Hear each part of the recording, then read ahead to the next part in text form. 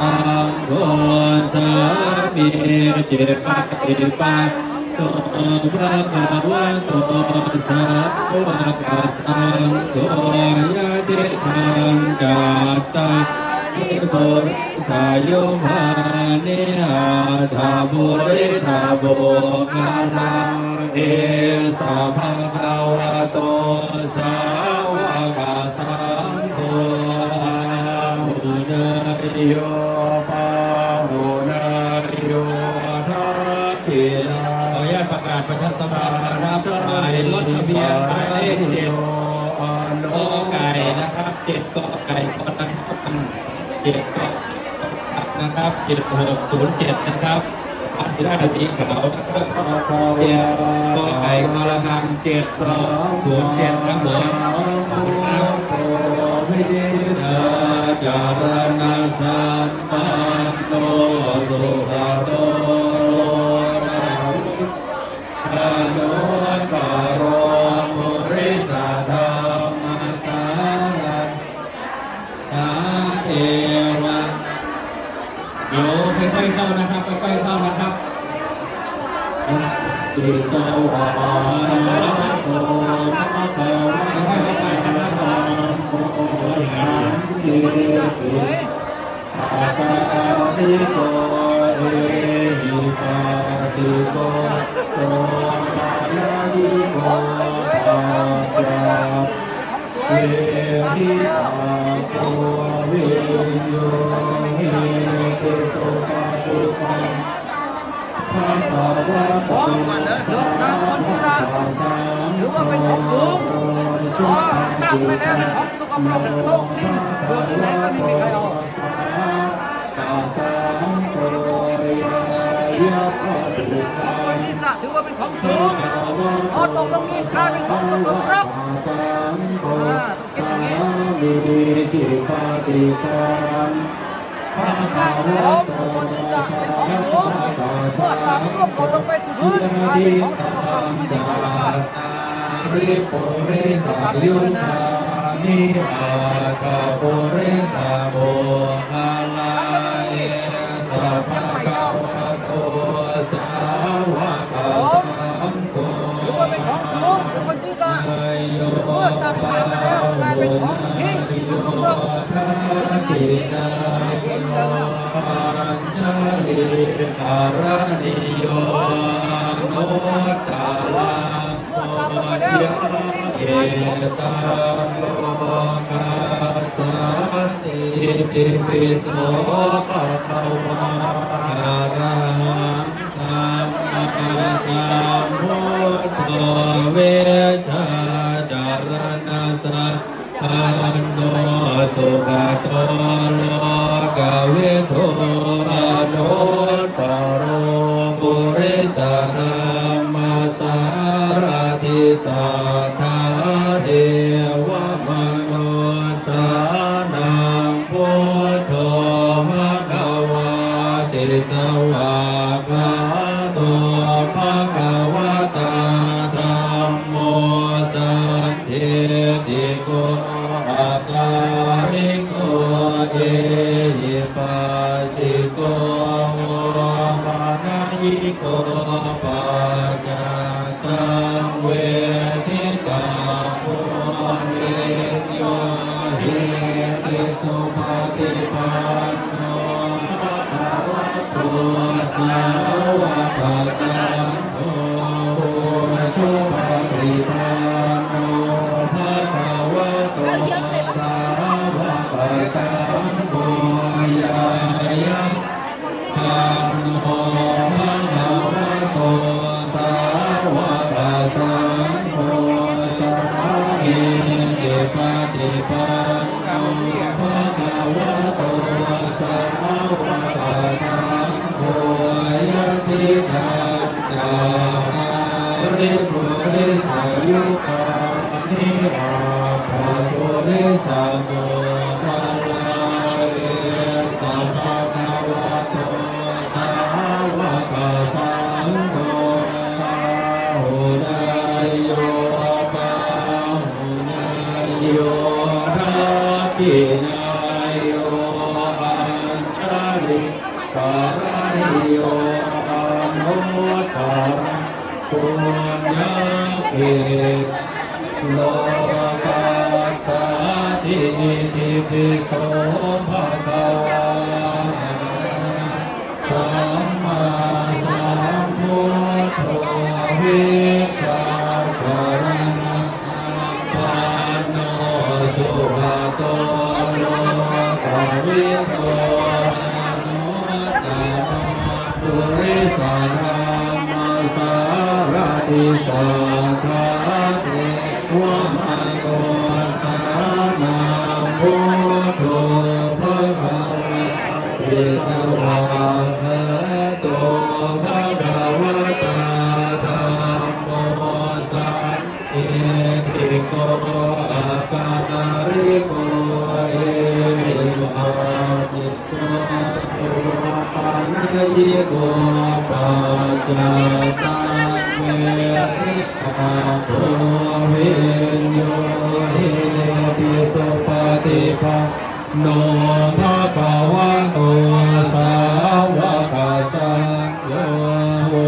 ชุปฏิปันโนภะคะวะโตสาวกสังโฆยายาปฏิปันโนภะคะวะโตสาวกสังโฆสามีจิปฏิปันโนภะคะวะโตสาวกสังโฆยะทิทางจัตตาริปุริสายุคานิอาคาปุริสาปุคลาเอสะภะคะวะโตสา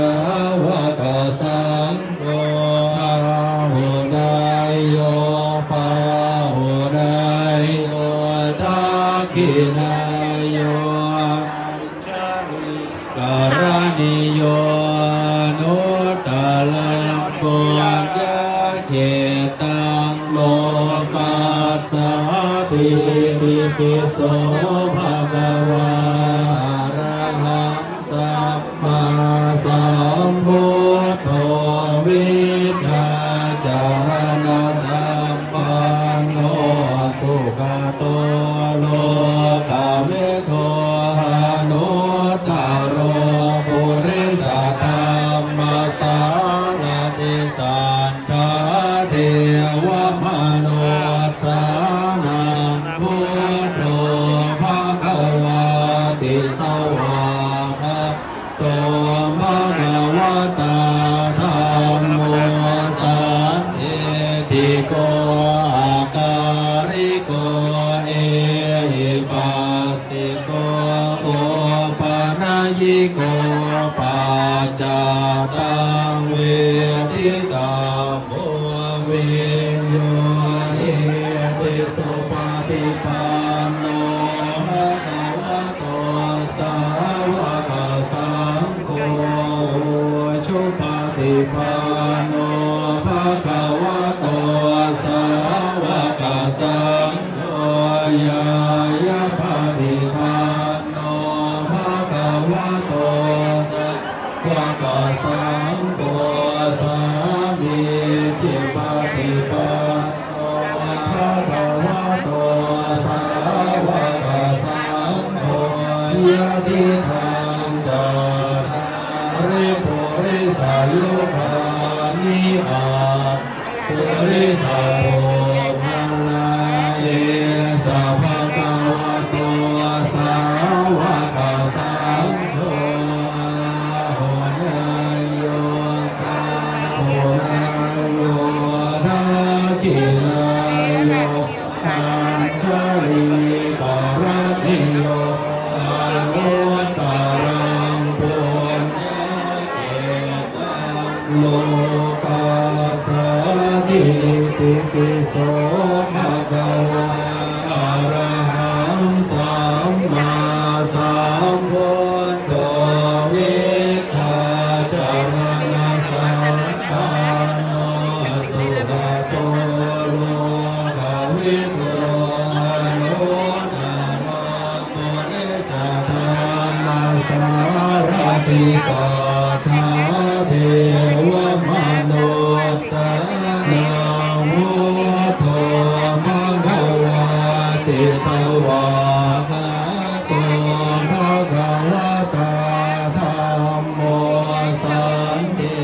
ติโก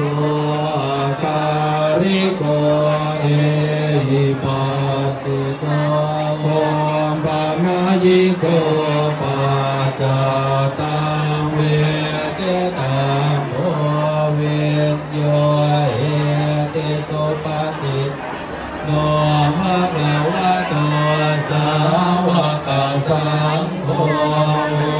ชุปฏิปันโนภะคะวะโตสาวกสังโฆยายะปฏิปันโนภะคะวะโตสาวกสังโฆสามีจิปฏิปันโนภะคะวะโตสาวกสังโฆยะติทังจักริปุริสายุคานิอาตาปุริสาตุกาลาเยสัพพะวะโตสาวกสังโฆอาหุนายโยปาหุนายโยภาคินายโยอัญชาเรการณิโยอนุตตรังปุญญาเกตังโลกาสาธิติปิโสภะคะวะอะระหังสัมมาสัมพุทโธวิชชาจารณะสัมโนสุขโตโลกวิทูโนตโรปุริสธรรมสารทิสัพพะเทวมโนสานังพุทโธภะคะวะติสวาภะโตภะคะวะตาโลกัสสะติทิปิโสภะคะวะอะระหังสัมมาสัมพุทโธวิชชาจารณะสัมปันโนสุขโตโลกวิทูอนุตตโรปุริสธรรมสารทิสัทธาเทวมโนสานังพุทโธภะคะวะติสวาภะโตภะคะวะตาธัมโมสันทิติโกอาการิโกเอหิปัสสิโกโอมปานายิโกปัจจันตังเวทิตาโพวิญโยเอติสุปฏิปันโนภะคะวะโตสาวกสังโฆสุปฏิปันโนภะคะวะโตสาวกสังโฆยายะปฏิปันโน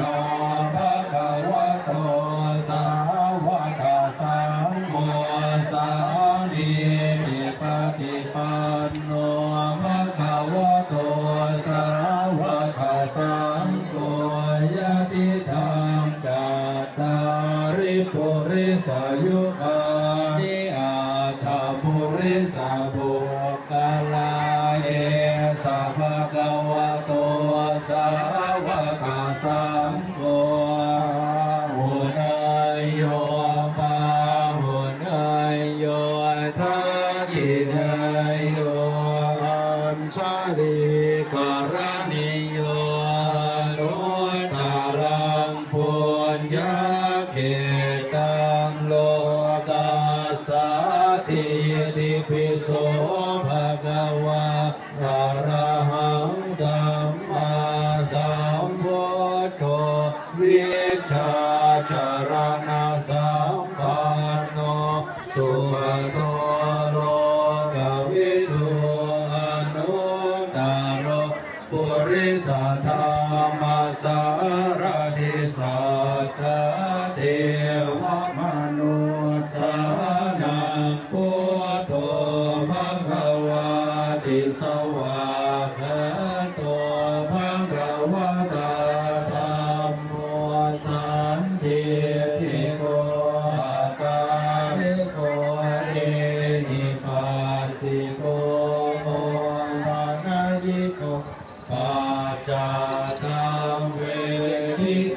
one help. Okay, that's amazing, amazing. Have you done this? ตังเวทิตา นี่2 วันเลยเหรอ วินโยหิติสุปฏิปันโนภะคะวะโตสาวกสังโฆชุปฏิปันโนภะคะวะโตวะกะสังโฆยายะปฏิปันภะคะวะโตสาวกสังสามีจิปฏิปันโนภะคะวะสาวกสังโฆยะทิทังจา